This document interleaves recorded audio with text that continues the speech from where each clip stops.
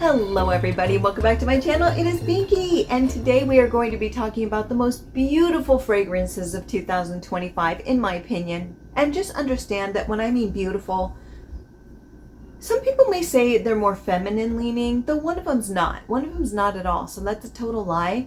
But but that's how I'm looking at it. It's kind of when I say that I think all fragrances are unisex, wear what you want, but for me, these are the ones that made me feel the most beautiful. They made me feel the most like feminine, like a stereotype running through park or florals and your dress is flowing behind you with your hair and butterflies and all that crap. Yeah, that's what I'm talking about. That's what I mean. It just made me feel very beautiful.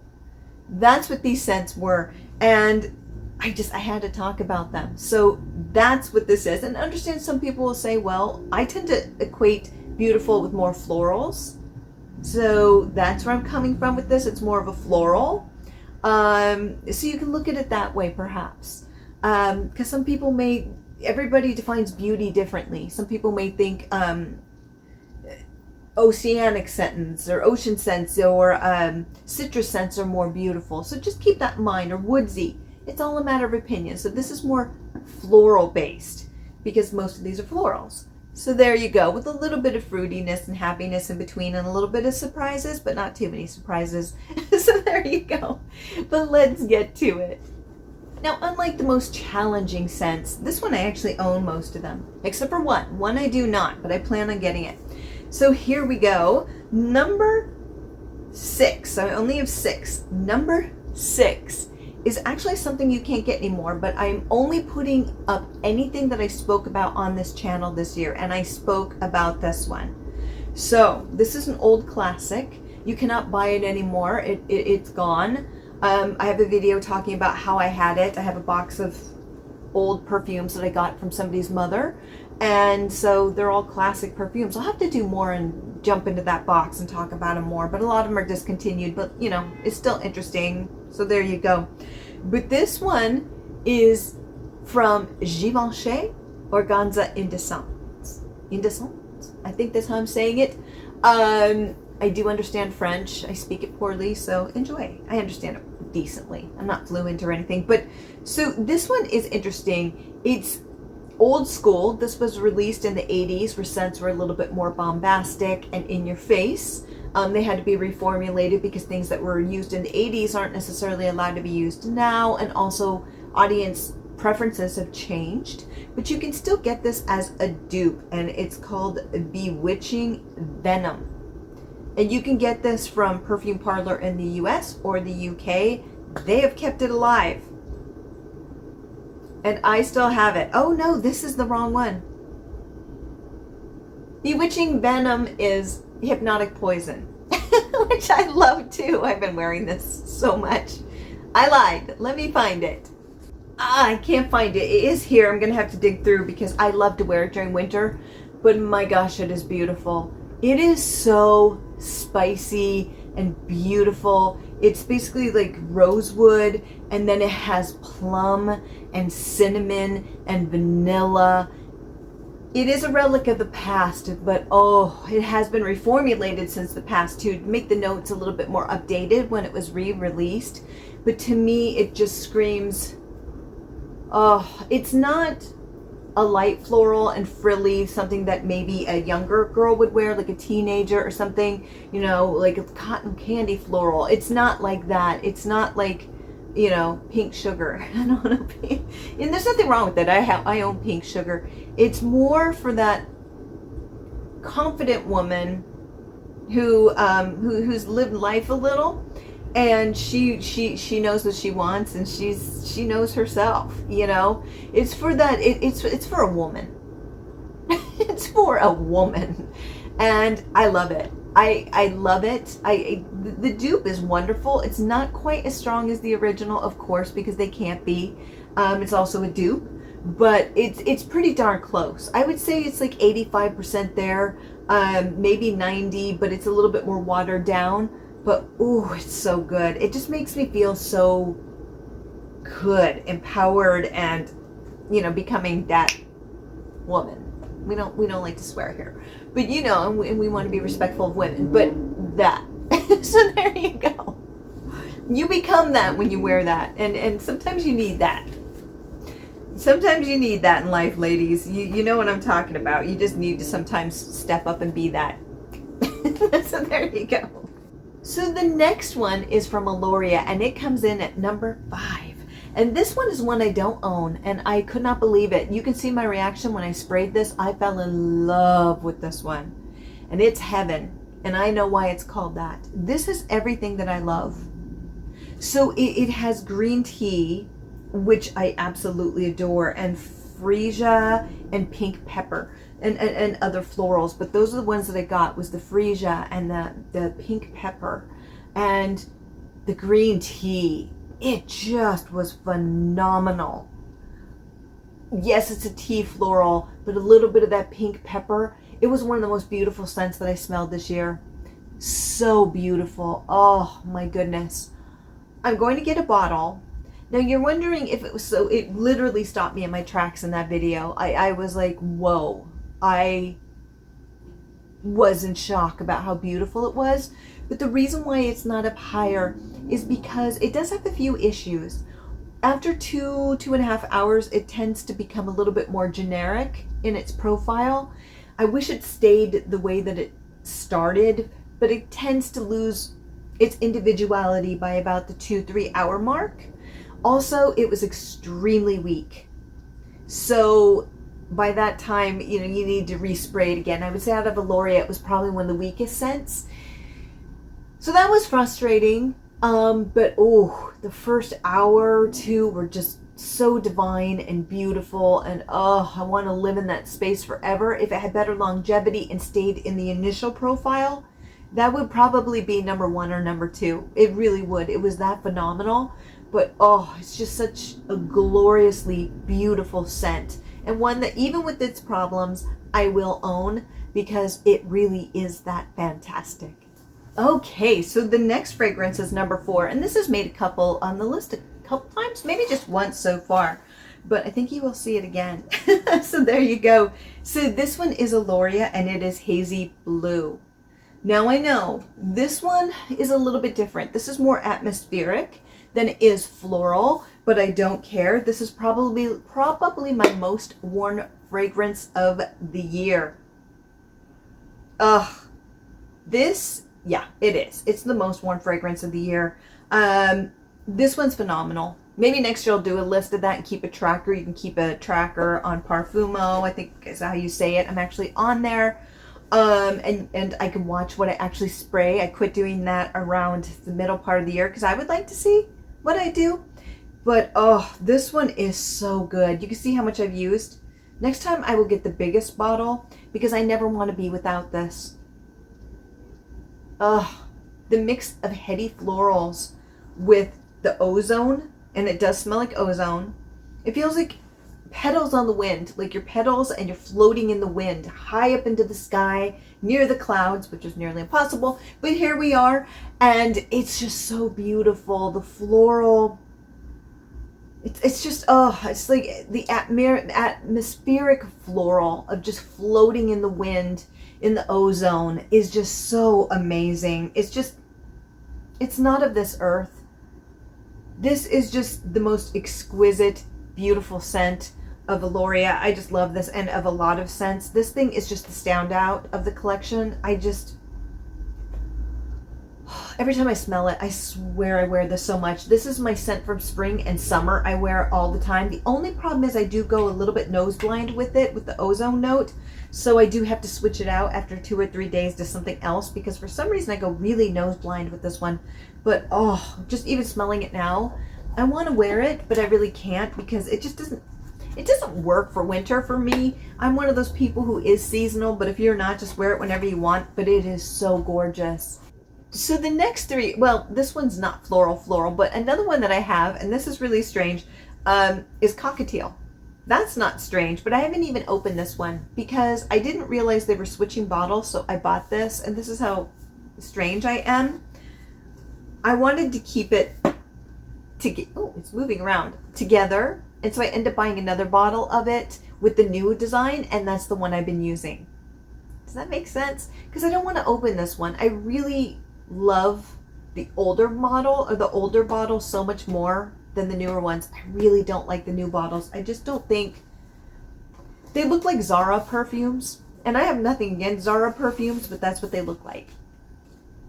It's just nothing special. And when I am spending $200 on a fragrance, I want special. And I feel like those old bottles were. So I kind of want to keep it intact. It's kind of dumb because eventually you either use it or sell it. But I know.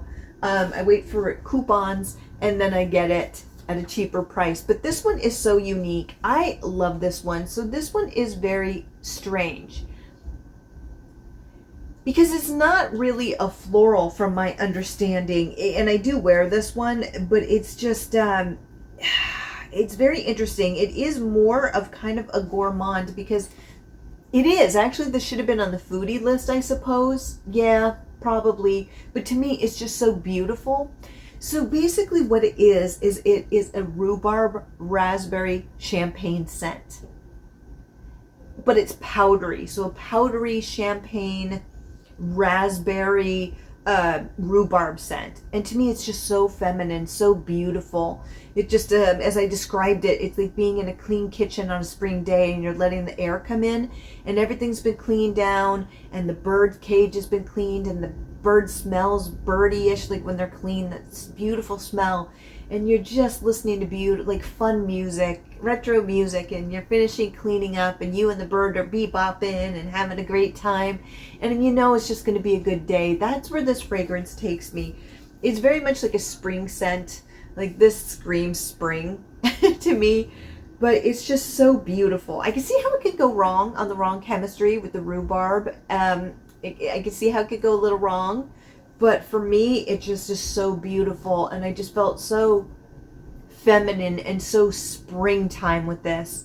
I just think it's gorgeous. I love it enough that I actually got a working bottle. Maybe I should quit doing that. I don't need to be spending money like that. But I'm fine. But it's a little silly. But I just love it. It's such a unique fragrance. It's so unique. It makes sense, but yet it's like, what am I wearing? But yet it's just so beautiful. So, number 1 and number 2. Now this one's interesting because I almost can't talk about one without the other. And this is why. And so I'm just going to do it this way and explain it to you. Number 2 is Nightingale from Zoologist. And number 1 is Hummingbird from Zoologist. Now, this is what, if I were going to rearrange the list a little bit, I might bring Hazy Blue into the number 2 spot because I'm not so confident with Nightingale. And I'm going to explain why. Nightingale is phenomenal. Hummingbird is even better. But there's one note in there that is almost identical to both. And that is the candied floral. Now, we don't think there's honeysuckle in Nightingale, but there's a lot of florals in both. This one has it's like honeyed florals, but the honeysuckle just takes it. I'm obsessed with honeysuckle and have been since I was a little girl. This just has that. But it has more than just that. You can look at the list of things. It's just, it also has violet, candied violet, and I think freesia, which this doesn't. This leans more towards rose, which is a little bit deeper. So the difference is this is more feminine. So it's like mother-daughter. This is what the mother wears because it's a little bit more regal. I don't like mature because I think when people say mature, it's a negative connotation. It's not it. It's more of a womanly presence. To me, that's just different than maybe Hummingbird that's a little bit lighter. This one commands respect. Nightingale commands respect. Ooh, the beautiful oak moss and rose and just the other florals are really strong and a little bit more grounded than Hummingbird. It's just, but there's still that like violet candied honeysuckle, and I know this one doesn't have honeysuckle, but it's very similar actually, which is interesting because I didn't expect that. And then hummingbird, which, let me do this. Hummingbird, which is a little bit lighter. I do have another bottle of this. Yes, I do. I used this once and I quit doing it because I'm keeping this one. I love these bottles, but yeah, there definitely is a difference. There's a huge difference. But what's interesting is that when wearing it, that candied floral note comes out, which is very similar to hummingbird. But Nightingale, maybe I would keep it there. Maybe I would move Hazy Blue up to 3. I don't know. Maybe I'm happy with where I'm at. Smelling them again. Nightingale is that woman in the corner. She is that mysterious woman in the corner sipping a cocktail and staring at everyone, and everybody is like watching her and like enthralled. That's what Nightingale is. And I can see how some people would say it's very Victorian because of the notes, which yes, it is, but it's just womanly and mysterious, old school mysterious. I just think it is so lovely. I absolutely adore it. So I'm going to stick with what I did go with. But there is that underlying mix of hummingbird a little bit. I do get that hummingbird just a little bit with the candied florals. But my number one is absolutely hummingbird. This is my second most used fragrance of the year. That candied honeysuckle and freesia and violet. Where Nightingale is that woman, mysterious woman in the corner watching everything, this is that description of running through a field with flowers and butterflies and the wind cutting through your dress and your hair, and you're like dancing around. This is what this is to me. Every time I wear this, this is my most complimented fragrance. Every time I wear this, my friends will go, hummingbird? You're wearing hummingbird. That's what they know me by, is this. This is becoming one of my signature scents. There's restaurants that I frequent. There's a bar that I frequent where I know a lot of people there. They know me by this. They're like, oh, you're wearing hummingbird. Everyone knows it's hummingbird. People at work, oh my gosh, you smell so good. It's hummingbird. I have never been complimented on a fragrance more than this one in my entire life. I just think it's universally pretty. Especially for people who do like artistic pieces, this is a little bit safer. But I think for the general public, most people aren't going to love really artistic pieces, or something even like a warm bulb that has that electrical charge. It's going to confuse people. This one's very safe. And this one's so good. I will never be without a bottle of this. This is one of my signature scents, along with Hazy Blue. Really, they're the two that really, well, and Hypnotic Poison. Yeah, those three are the ones that I really wore this year a lot. And, well, the Hypnotic Poison dupe, because the original stinks. It just doesn't last. It's a cruel joke. So there you go. But this one is just phenomenal. I love this one. I'm telling you, everyone compliments it. It just takes me to a place that I want to live in. It just puts me in this beautiful Zen, perfect world where no sadness exists, and I want to live there so badly, but it doesn't exist. But for that brief moment that I spray it, it does. And I've had people lean in and go, oh, you smell so good. And I'm like, whoa. I love it. Thank you. Personal space bubble. So there you go. But yeah, this one's glorious. So that is my top, I think it was six fragrances that just made me feel beautiful and like a superstar. So yeah, let me know what some of yours are down below, because I'm always looking for those beautiful florals. That and gourmands are just my soft spot and always will be. And with that, have a fabulous day, my friends. Bye.